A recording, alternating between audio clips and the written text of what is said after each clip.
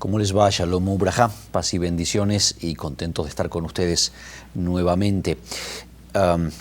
Todo el ministerio del Señor Jesucristo hasta este momento que estamos viendo, en estas semanas, todo se había realizado en la Galilea, en el norte del país. La Galilea es la parte del norte de Israel.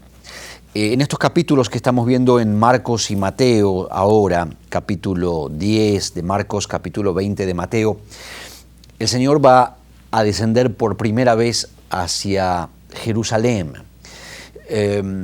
Muchas de las conversaciones que estamos hablando ahora ya ocurren en la zona de Judá. Judá es el sur del país. Déjenme que tengo el mapa hoy, vamos a mostrarlo un poquito, acompáñenme un poquitito. ¿Se acuerdan que hace algunos meses hablamos de todo esto? El mapa de Israel, este punto que está aquí es la ciudad de Jerusalén. Jerusalén está aquí. Todo esto es el norte, es la zona de la Galilea. La Galilea, toda esta parte del norte, es donde el ministerio de Jesús se empieza a dar, toda esta zona. Ahora, el Señor había desarrollado todo su ministerio aquí en Nazaret, alrededor del lago de Galilea. Ustedes se acuerdan si nos han venido siguiendo un poco. Es el lago de Galilea el lugar donde Él mayormente se mueve. Pero ahora ya han pasado 2 años y medio, 3 años ya del ministerio del Señor en el norte, y ahora por primera vez el Señor baja hacia Jerusalén. Por primera vez desciende hacia Jerusalén. Va a pasar, y entre la Galilea y Jerusalén hay una zona aquí, que acá dice en el mapa, no sé si se alcanza a ver, Shechem. Esta zona del centro, acá dice Samaria, es justamente Samaria. En hebreo se llama Shombrón, Samaria. Allí, en la zona de Samaria, allí en el centro, se habían asentado obviamente los samaritanos. Son un pueblo que no son judíos. Cuando el pueblo de Israel había estado cautivo en Babilonia, los samaritanos se habían establecido allí, en esta zona aquí, entre el norte y el sur, entre Galilea y Jerusalén, los samaritanos. Con los samaritanos había habido problema durante mucho tiempo, porque los samaritanos se habían opuesto a que Israel edificara el templo, el segundo templo. Así que había una enemistad. El Señor va a bajar de Galilea entonces a Jerusalén.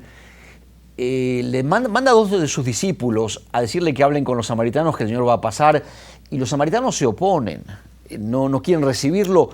2 de los discípulos dicen: haremos bajar fuego del cielo y los quemamos a todos, y el Señor dice: no he venido yo para esto, no es mi ministerio andar quemando samaritanos.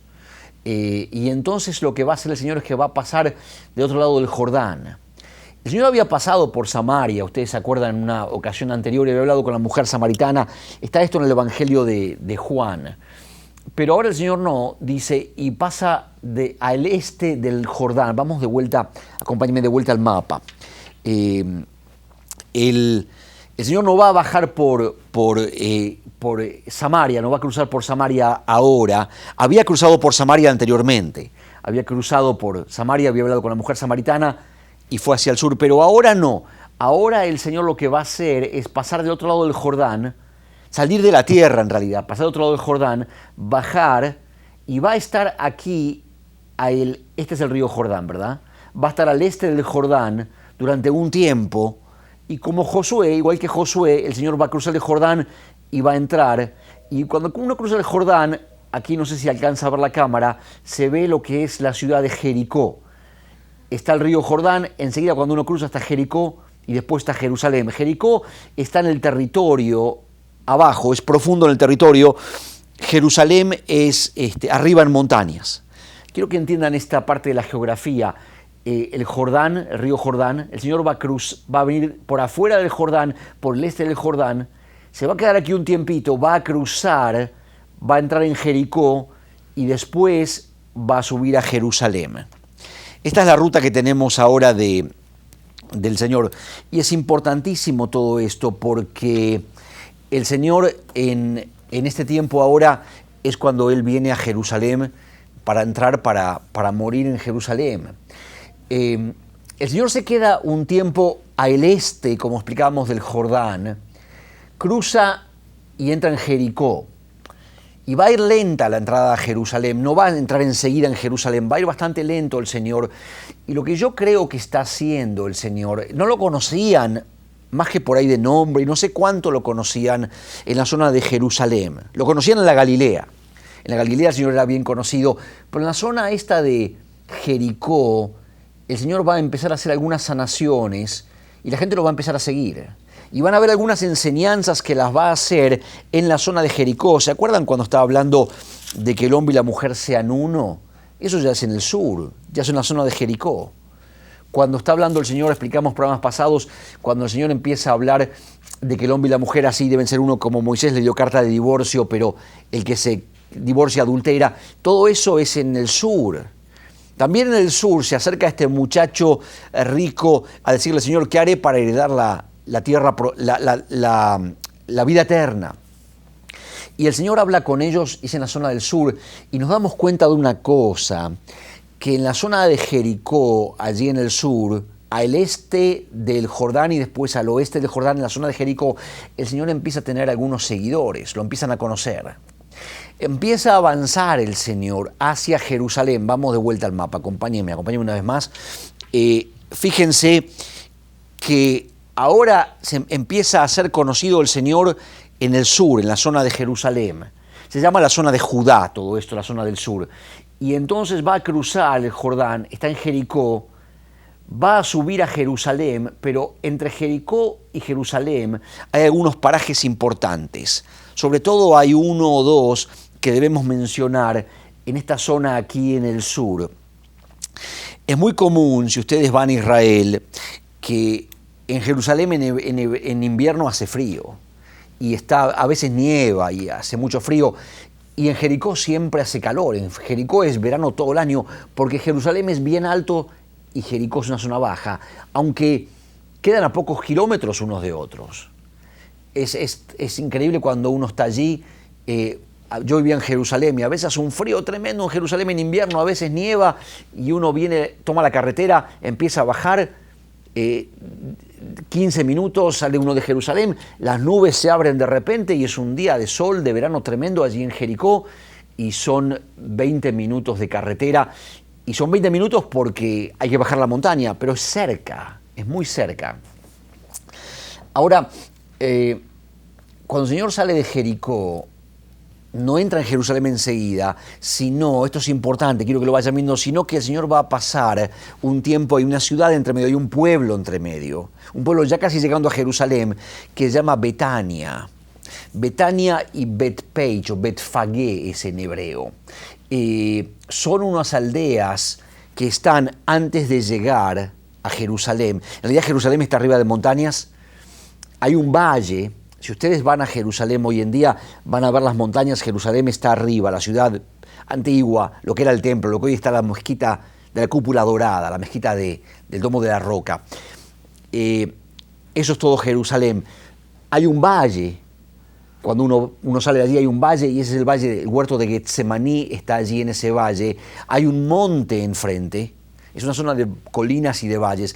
Hay un monte enfrente y ese monte es el Monte de los Olivos. De ese monte ascendió el Señor, a ese monte vuelve el Señor. Así que es una zona muy, muy bonita, muy ondulada. Jerusalén, el huerto de Getsemaní, el Monte de los Olivos enfrente. Esas fotos que muchos de ustedes seguramente han visto, panorámicas de Jerusalén, están tomadas del Monte de los Olivos y se ve allí Jerusalén y se ve allí el templo. Se ve, bueno, hoy en día la mezquita dorada, la mezquita musulmana esta, que está allí ocupando el lugar donde era el templo.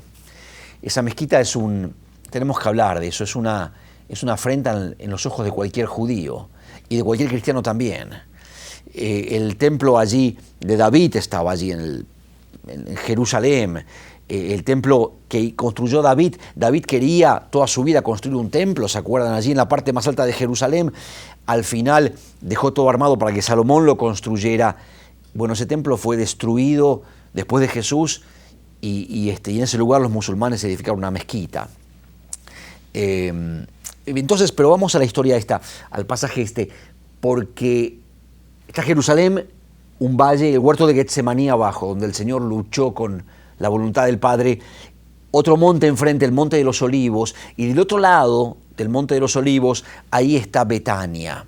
Y si uno sigue un poquito más, entonces ya empieza a bajar, ya es una depresión en el terreno, y uno llega hasta Jericó y al Jordán. Así que vamos de oeste a este. Jerusalén, el Valle de Getsemaní, Huerto de los Olivos, Monte de los Olivos,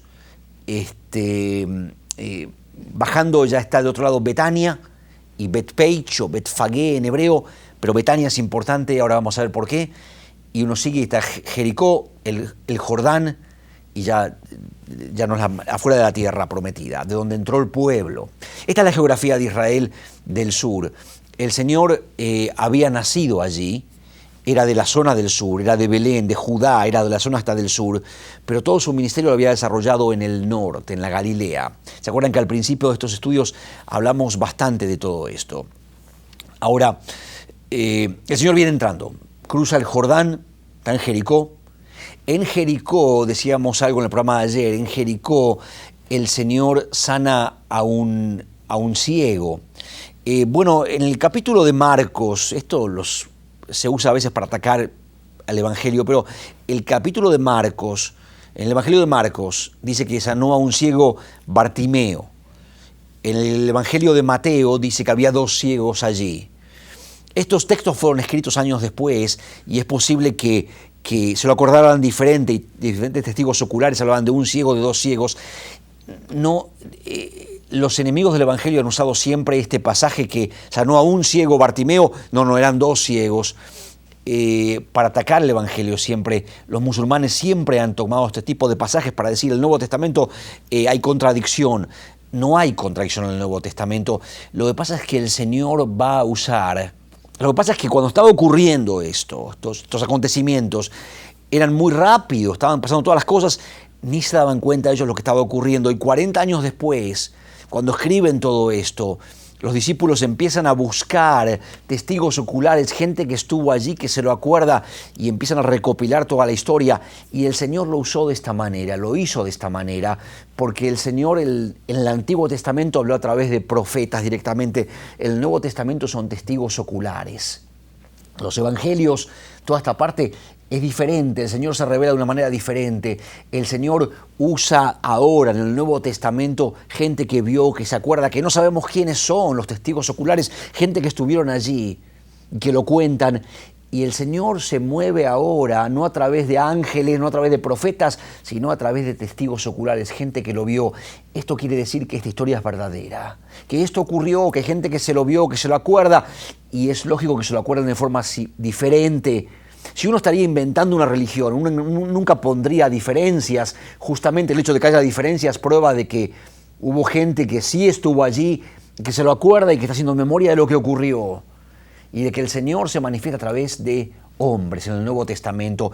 Esto que los enemigos del Evangelio usan para atacar el Evangelio no es ningún ataque, es la hermosura del Evangelio justamente.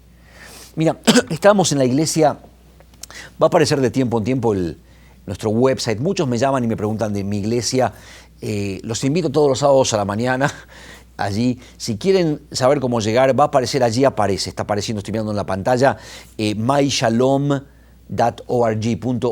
Ese es el website nuestro. Entren, está toda la información de cómo llegar, visítenos el sábado, tenemos danzas en hebreo y todo, pero les quiero decir esto. Hay una clase de hebreo también, hay danzas como davídicas. Estábamos en la iglesia el otro día y estábamos hablando de lo que es el Antiguo Testamento y cómo en el Antiguo Testamento las genealogías, uno es hijo de tal y de dónde viene, de la familia que uno viene.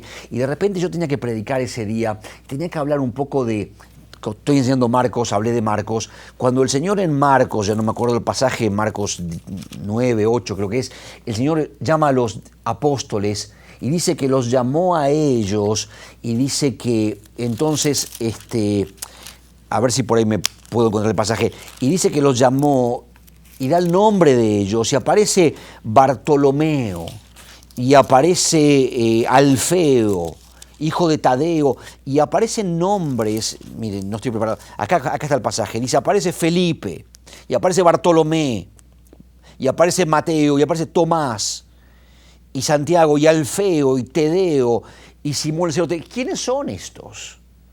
En el Antiguo Testamento, cuando aparece algún nombre, siempre parece que es fulano hijo de tal. El nombre hijo de tal, porque las genealogías es lo que nos reconocen. El judaísmo es de qué hijo de Jacob venimos, de qué tribu venimos. El cristianismo no es así. Estos que aparecen acá, estos nombres, yo no sé quiénes son. No sabemos mucho de quiénes son. A veces uno trata de investigar quiénes son, pero ¿quién es Tadeo?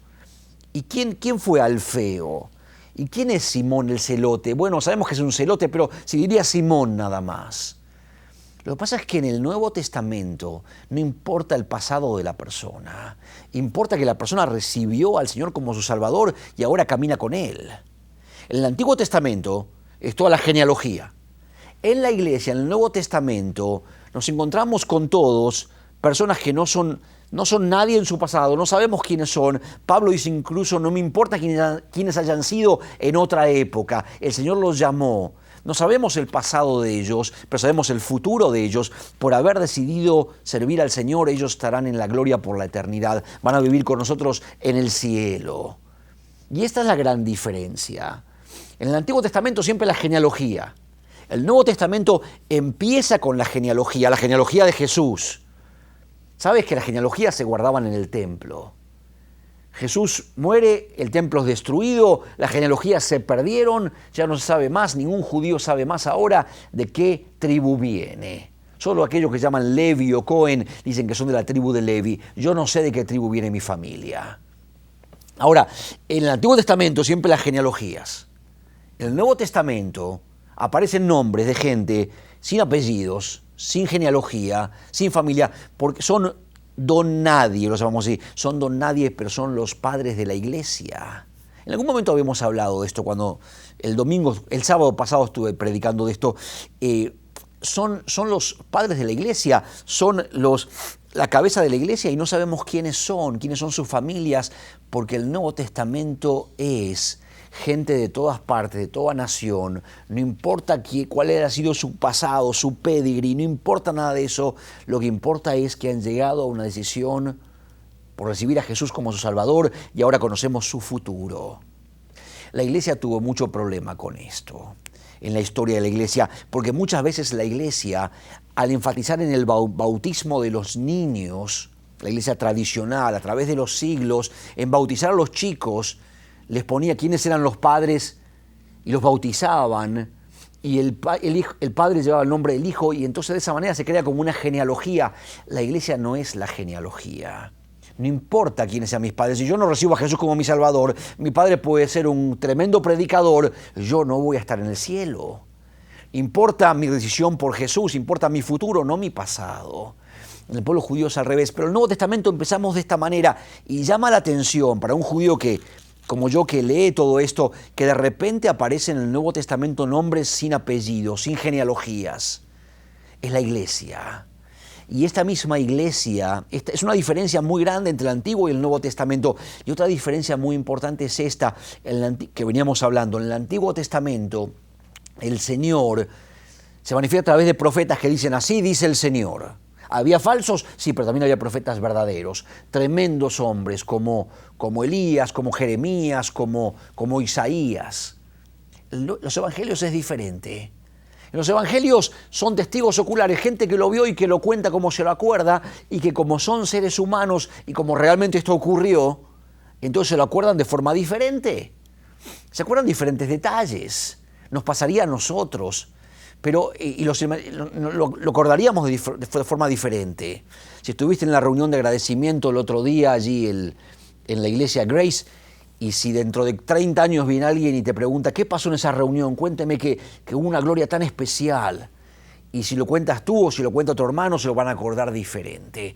Va a ser la misma reunión. No es que va a haber discrepancia, es que hay diferentes cosas que se lo acuerdan las personas, y los enemigos del Evangelio han usado estas diferencias en los Evangelios para decir, es literatura falsa. No es literatura falsa. Justamente esta es de la manera en la cual el Señor se manifiesta en el Nuevo Testamento. Y es diferente y es hermoso. Es hermoso. Yo hablé de esto alguna vez.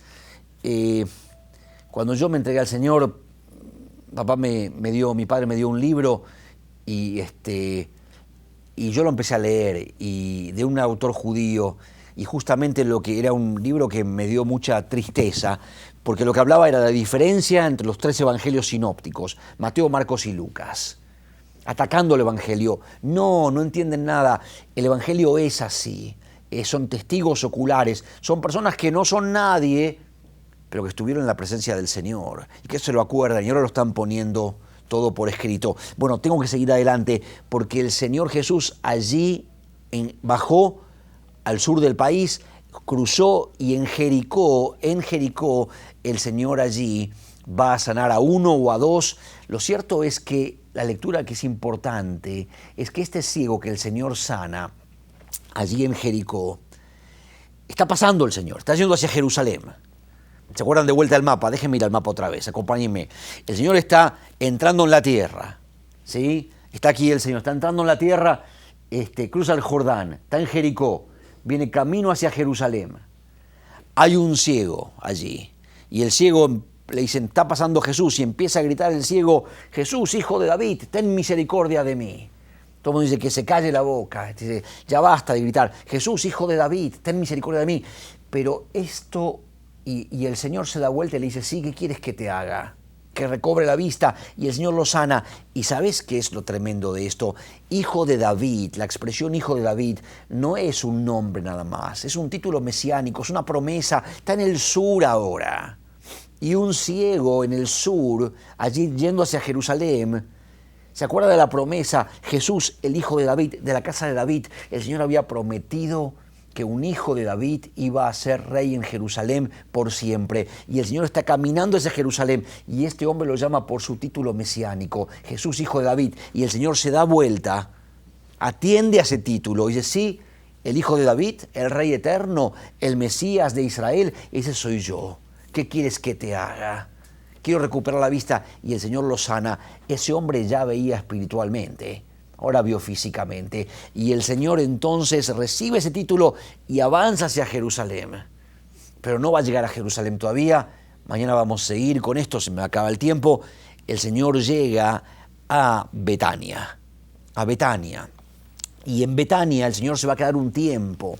No está demasiado claro en los evangelios cómo es que ocurrió, pero nos damos cuenta que en Betania se va a quedar un tiempo, y va a empezar a haber gente en Betania que lo va a empezar a seguir. En Betania hay una familia. Te digo esto, terminamos aquí porque quiero hacer un anuncio. En Betania hay una familia.